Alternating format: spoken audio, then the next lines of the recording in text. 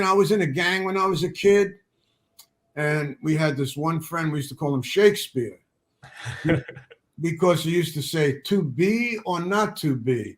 Look at my apartment.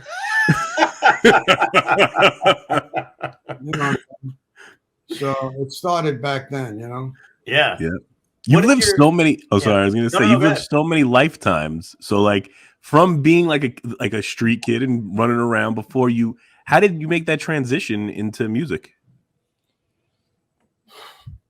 Like I said, I heard Hank Williams and Jimmy Reed, and it did something to my soul. And then the first time I went down to the Apollo Theater, come on.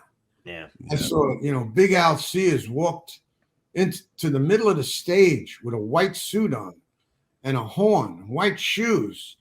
And it was like, one,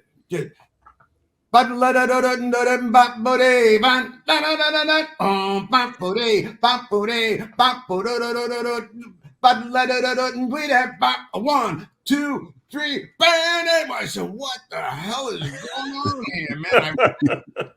I ran home. I wanted to buy a sax. Wow. I didn't know where to go, but I started getting the guys on the street, on the stoop. I said, do this. And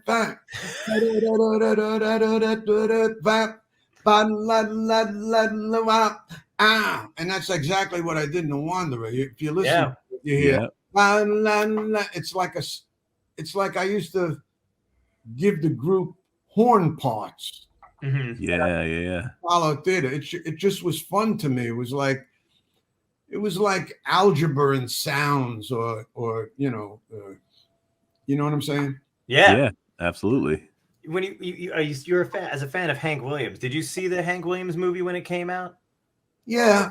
What did you think of it? Because I don't know but I feel like you know him well enough to watch something like that and be like, they didn't get it right. Well, they get the story right. I don't know if everybody was, maybe if Scorsese did it, it would have been, it would have had some gravitas to it because he was really an important character.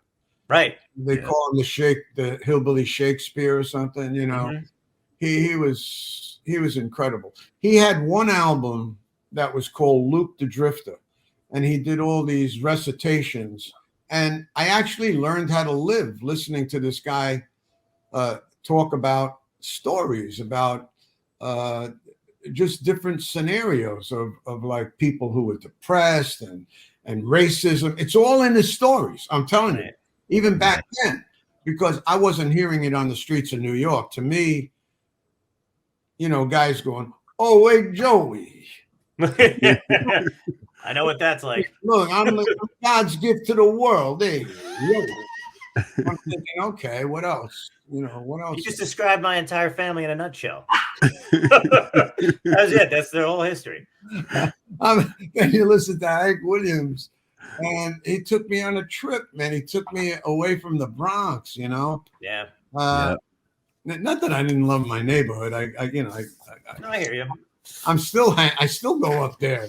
And I'm at Rigoletto's, my left arm is made out of rigatoni bolognese. I know exactly. Yeah. And, it is funny. Ricky's cheesecake right here, Dystopia tonight.